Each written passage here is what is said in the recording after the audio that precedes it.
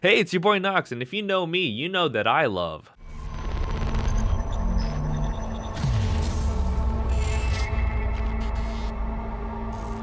one of my favorites. It's a good one, and recently I've been doing a little motorcycle content on my channel. So I thought, what if I took Cyberpunk 2077 and my motorcycle stuff and kinda combined them together? I mean, my Suzuki Katana already looks like it belongs in the world of Cyberpunk, at least to me, so why not make it even more so? Decals and stickers can really change the look of a bike, and in Cyberpunk 2077, a lot of vehicles and bikes have them. See, the goal of this little project isn't to chop things off, change the fairings, or anything extreme like that. Like I said earlier, the bike already looks the part. We just need to take things from that world and put it on the bike. There are two vehicles from the game that I'm drawing inspiration from. The first one is the Yaiba Kusanagi CT3X. I'm gonna sound like I'm selling you guys the vehicles. This bike is the fastest bike in the game, and it's a whole reference being nicknamed the Akira bike in the Cyberpunk community. In fact, this was the first two-wheeled vehicle made for the game, and the vehicle concept designer said, in this concept, everyone will recognize the Akira motorcycle. The Akira motorcycle is iconic, and we wanted to create something equally good, but a little different. It also bears the same name as Major Makoto Kusanagi from the series Ghost in the Shell. And here's a little in-game fun fact. It's stated that anyone riding this should be chipped with reflex boosters to avoid flying into a traffic light at 100 miles per hour, and when making sharp turns. This bike was also made in collaboration with Arasaka. It is also my main ride in the game. That's a little personal fun fact. The second vehicle might surprise you. You want to guess what it is? If you guessed Jackie's Arch, you would be wrong. As a matter of fact, if you guessed any other motorcycle, you'd be wrong. It is none other than legendary rocker boy Johnny Silverhand's Porsche 911 Turbo 930. This Porsche was originally manufactured in 1977 and was, as you can see, fully customized by Johnny when he got his hands on it. As we all know, and if you didn't, spoiler alert, Johnny died in 2023, and so the car was recovered and hidden for over a decade by Samantha Stevens. She was a former para-rescue firefighter. She then unfortunately died of cancer, which left the car alone and ownerless for a bit of time. Then at some point, Night City legend Adam Smasher acquired the car, keeping it locked up in a cargo container. Little side thought, do you think Adam actually drove the car? I mean, the dude is massive. Could he even fit in the Porsche? CD Projekt Red worked closely with Porsche in order to get an accurate representation of the car in-game. Porsche even made a one-off recreation of the in-game car that was on display from October 15th through the 22nd in 2020. Here's a little in-game fun fact. This vehicle is the oldest in the game, making it 100 years old during the events of Cyberpunk 2077. But I guess simple math could have told you that. But here's something else that's cool. On the passenger side, you'll find a metal plaque that has the signature of this guy's name, who I'm not going to even try to pronounce, who is the senior vehicle artist at CDPR. Now that we got the inspiration vehicles out of the way, let's talk about decals. Walking around these vehicles, especially the Kusanagi, I noticed that a lot of stickers are in-world brand stickers, kind of like how a Kyle would slap monster stickers on a clapped-out Gixxer. Except these designs are cooler. I didn't want to completely copy the Kusanagi, so I went hunting for brand logos that I thought were cool. That's when I stumbled across this site. This is Valenci Graphics, and they have a ton of Cyberpunk 2077 logos and other assets available for download. But it should be noted that these graphics are meant for personal use only, so if you try to grab them and sell them, you might be getting into a little trouble.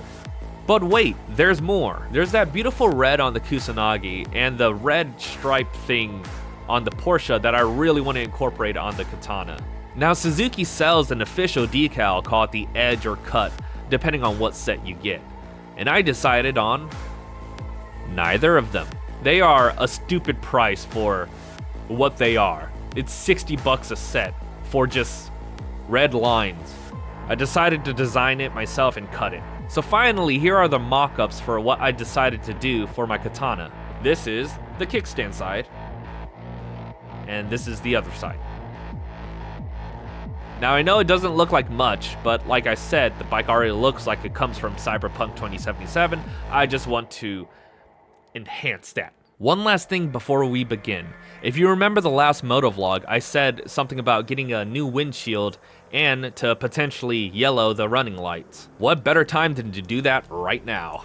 And plus the yellowing of the running light is kind of Porsche-esque too, so without a further ado, let's get measuring. So here I got the rough measurements of each part of the bike I was planning to have something on. The only areas that had to be somewhat accurate would be the ones where the red decals were going, since they kind of like went with the lines of the bike.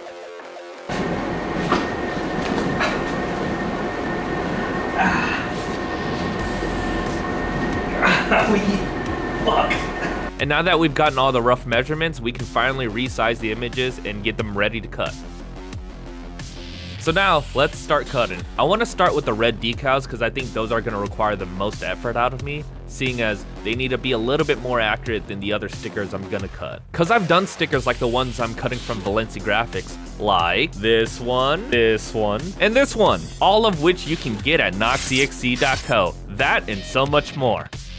I have not been very good at promoting my store, so please go take a gander, and if you feel like supporting this channel and want to get something out of it, consider making a purchase. Okay, back to cutting. So here I'm just laying out the vinyl on the sticky mat for the vinyl cutter I'm using. I'm using the Silhouette Cameo 4 for this. Then I'm pulling the designs into Silhouette Studio, but I can already see that there's a little issue here. Maybe Silhouette is just being weird. Well, won't know unless we try it. So let's send it!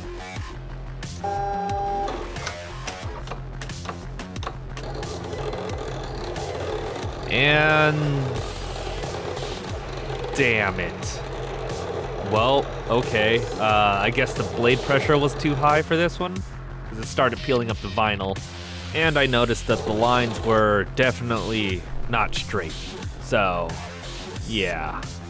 I called it. I told you the red decals would require the most amount of effort. So this went on pretty much the rest of that night. I was this close to saying, forget about it. Let's just forego the red decals and do the Cyberpunk stickers and be done with it. But, being as stubborn as I am, I couldn't give up. So after trying over and over again, failure after failure, and having to resize the design to fit whenever I was actually able to cut it out, I finally did it. Naturally, I did it off camera, but I did it. So that's done. Now we cut the Cyberpunk stickers. So here we are in Silhouette Studio. What I've done here is I've separated out all the designs with color, and I put the ones without color on the other pages. The reason I did this was because the colored ones I would have to print out. The white ones, since the sticker paper is white, I wouldn't have to print out. After printing out the stickers, the process is pretty much the same. We'll use a smaller mat this time though. And because these stickers are going to be exposed to the outdoor elements, they'll need a protective layer, which is what I'm applying right here. Now here back in Silhouette Studio, we can go ahead and press send. What the fuck? Stick some iron in your mouth and pull the trigger. Yeah, that's not good. But that's okay, because luckily, I got a few net running skills up my sleeves. Some gonk left the back door open to the Silhouette servers. I let myself in, and with a few quick hacks, I solved the problem. Made a few eddies along the way as well. Which is another way of saying I just stepped away for a bit, had a little dinner, and it was up and working after like 2 hours. After cutting the stickers comes the wonderful process of weeding out. For those that don't know what weeding out is, it's basically just cutting away the parts of the stickers you don't want. Some find this process therapeutic, some find it maddening. I find it okay. The only parts that really drive me crazy are the tiny little numbers on one of the stickers. I actually had to remove some parts of 2 stickers because the machine absolutely shredded these tiny little letters, as you can see here. And so after finally weeding out all the stickers, we can put transfer tape on them and slap them on the bike. Both of those processes I did off camera, as the first part is a bit boring and the second part would kind of ruin the grand reveal. But what I will show you is the tinting of the running lights and the installation of the new windscreen. So we're going to start with tinting the running lights. After quickly watching a YouTube tutorial on how to apply the tint, we'll start by taping off the edges where the tint is going to be applied. Apparently this makes the tint easier to remove whenever it's time to get rid of the excess. I'm using Vivid Air Tint for this. Obviously I won't need the entire roll, so I'll just cut this to size with a little bit of excess. After cutting it down to size, we can apply the tint. And being the mega Chad I am, I'm not going to use a heat gun. Don't do that. If you're going to do any sort of tinting job, keep a heat gun handy. It makes the process a whole lot easier. As you can see here, I was unable to stretch the material and have it mold around the light. But like magic, after using the heat gun and burning my thumb a little bit, I was able to mold the tint around the light. Boom, done. Now we just gotta do the other side. Well, would you look at that? Already done. Man, I work fast. And now for the windscreen, or windshield, whatever you want to call it. We gotta remove the stock one first, which is held in by these screws, which can screw off. And now the windshield should just pop off. Here you can enjoy my katana's bald face. The new windscreen requires a little prep work, as it uses new fasteners, new spacers, all that stuff. Now all that's left is to just screw it to the bike, using the recommended 2 Newton meters of torque, obviously.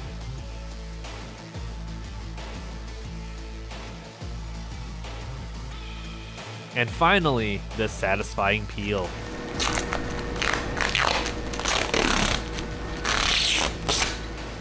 Okay, that was admittedly kind of bad. Yeah, that actually looks pretty good. And finally, the moment you've all been waiting for. I give you my 2024 Suzuki Katana N0X edition.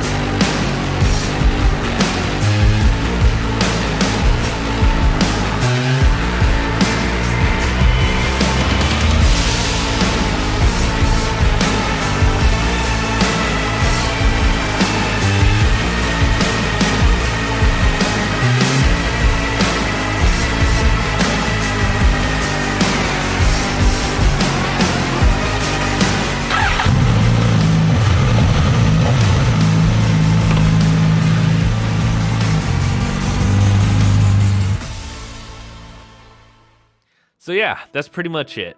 If you made it this far, let me know in the comments below. I'll give you a little heart or something. I don't know what's thumbs up, heart, one of the two. I hope you guys enjoyed watching this as much as I did making it.